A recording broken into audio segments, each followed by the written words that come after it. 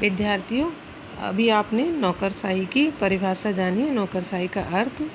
Max वीबर के नौकरशाही एक संस्थानात्मक ऐसा संगठन है जिसमें प्रशासनिक कार्यों को चलाने के लिए विभिन्न पदों पर लोग काम करते हैं। तो यहाँ आपने जाना कि वीबर ने कहा कि नौकरशाही में तार्किक एवं विवेकशील नियमों पर आधारित व्यवस्था है। अब इसकी विशेषताएं जानेंगे। इस प्रशासकीय ढांचे को चलाने के लिए जो कार्य होता है जिसमें अधिकारी और कर्मचारी काम करते हैं, वे सभी नियमों के आधार पर करते हैं। यानी वहाँ पर जो नियम होते हैं वो व्यक्ति विशेष को ध्यान में रखकर नहीं बनाए जाते, वरन पद से जुड़े हैं। यानी जिस पद पर जिस व्यक्ति का चयन हुआ है उस पद के अनुसार व्यक्ति अपनी उस प्रशासनिक व्यवस्था को चलाने के लिए उसमें अपना सहयोग करेगा। यानी नियम व्यक्तिगत नहीं है, जो नियम है सबको उनकी पालना करना है। दायित्व हैं, कर्तव्य हैं, अधिकार हैं, साधन हैं, वे सभी वो उनकी पालना करेंगे। जो साधन उनको मिलते हैं कार्य करने के लिए, अधिकारी या प्रशासनिक कर्मचारियों को, वो उनकी संपत्ति नहीं है, वो उसे खरीद बेच नहीं सकते, बल्कि वो केवल उस प्रशासनिक कार्य को या सरकारी कार्य को या व्यवस्था को चलाने के लिए उसका उपयोग कर सकते हैं। यानी यदि उन्हें कुछ अधिकार मिले हैं तो उनकी सीमाएं भी हैं कि वो केवल उसी अपने काल में जिसमें वो कार्यरत हैं उसी काल में वो उनका संचालन करेंगे, आएंगे, कार्य करेंगे और धीरे धीरे करके वे जो वहाँ का फर्नीचर है या गाड़ी है या और भी जो सुविधाएं हैं, वो सुविधाएं जो उन्हें प्रदान की गई हैं वो उसको व्यक्तिगत रूप से अपने व्यक्तिगत उपभोग के लिए उसका प्रयोग नहीं करेंगे। न उसे बेच सकते हैं, न खरीद सकते हैं। जो सुविधाएं उन्हें प्रदान की गई हैं वे अपने दायित्व के निर्वाह करने के लिए उनका प्रयोग करेंगे।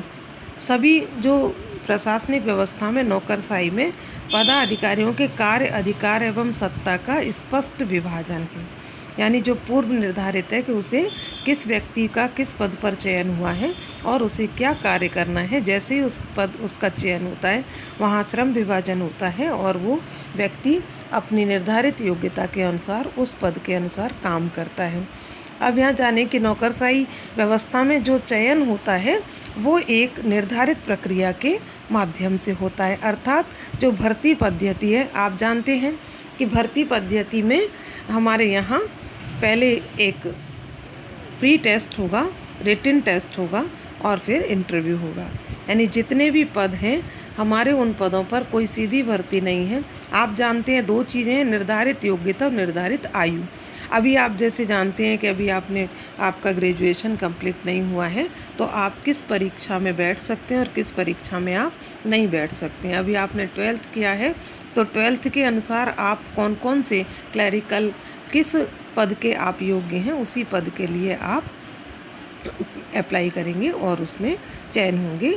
और जब अभी आप RPSC का एग्ज़ाम नहीं दे पाएंगे तो नियुक्ति की प्रवृत्ति कैसी है, एक निश्चित है, सबको दिखाई देती है और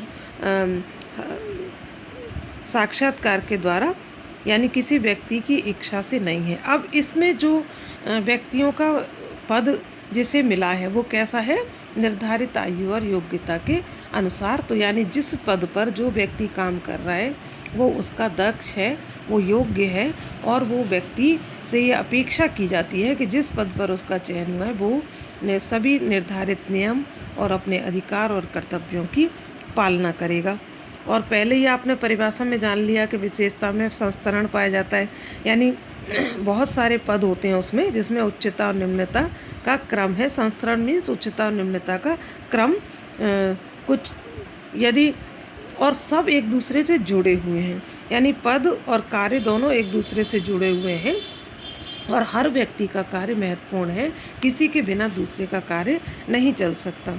इसमें लिखित दस्तावेजें, दफ्तर का कार्य, ऑफिस का कार्य लिखित दस्तावेजों द्वारा संचालित होता है। अब आज नेटवर्किंग है तो हम कंप्यूटर पे फाइलों को सेव रखते हैं और पहले फाइलों को, इसीलिए पहले नौकरशाही को लाल फीता शाही भी कहा जाता है। यानी अपने से ज़्यादा फाइलों की चिंता करना, जो टैग लगा रहता है।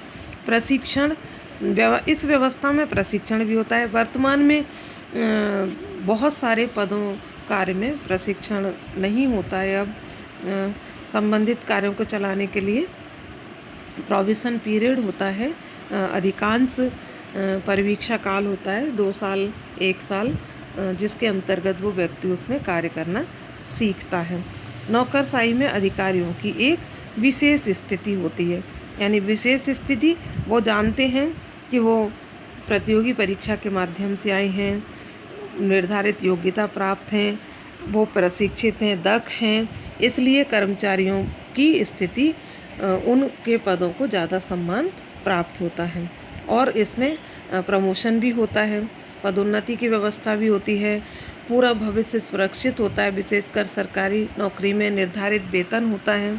तो ये जो है कि आप एक तरीके से ये भी कह सकते हैं कि नौकरशाही एक ऐसी व्यवस्था है जिसमें वेतनभोगी कर्मचारी काम करते हैं, यानी जिस भी संगठन में कुछ भी हो, बैंक, पोस्ट ऑफिस, हॉस्पिटल से स्कूल, कॉलेज, सभी नौकरशाही के अंतर्गत आते हैं जिसमें वेतनभोगी कर्मचारी काम करते हैं और धीरे धीरे करके वो उनको प्रमोशन मिलता है और फिर वो अधिकारी के पद पर आते हैं। फिर जब उनका टाइम पूरा, वेतन वृद्धि मिलती है, नियमित वेतन मिलता है, पदोन्नति मिलती है और फिर उसके बाद में रिटायर्ड होने पर उनको पेंशन मिलती है। तो यानी नौकरशाही में कर्मचारियों की नियुक्ति पूर्णकालिक है और उनसे ये अपेक्षा की जाती है कि वो कार्यालय सेवाओं के अतिरिक्त और किसी व्यवसाय को नहीं काम करेंगे, यानी उनका पूर्णकालिक है।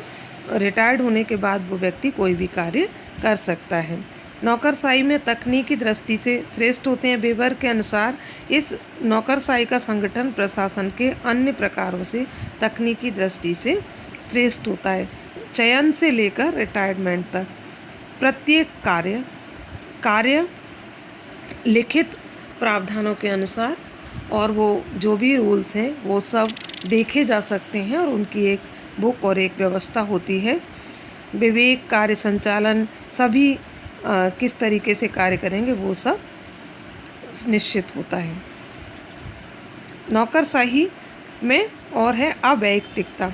आधुनिक नौकरशाही में अधिकारी निर्णय लेते समय वैयक्तिक बातों को ध्यान में नहीं रखते। वैयक्तिक मीन्स व्यक्तिगत, यानी यहाँ व्यक्तिगत से परे नहीं है कि आपकी इच्छा है तो आप काम करेंगे, नहीं है तो आप नहीं करेंगे। अधिकारी बढ़ाने के लिए कोई भी नौकरशाही प्रशासन मुख्यतः इसलिए श्रेष्ठ है क्योंकि इसमें अवैयक्तिक रूप से नियमों पर विशेष निर्भरता पाई जाती है और फिर जो प्रशासन है वो विशिष्ट व्यक्तियों के द्वारा, दक्ष व्यक्तियों के द्वारा किया जा रहा है, चाहे उनकी अपनी पर्सनल आर्थिक स्थिति कैसी भी हो।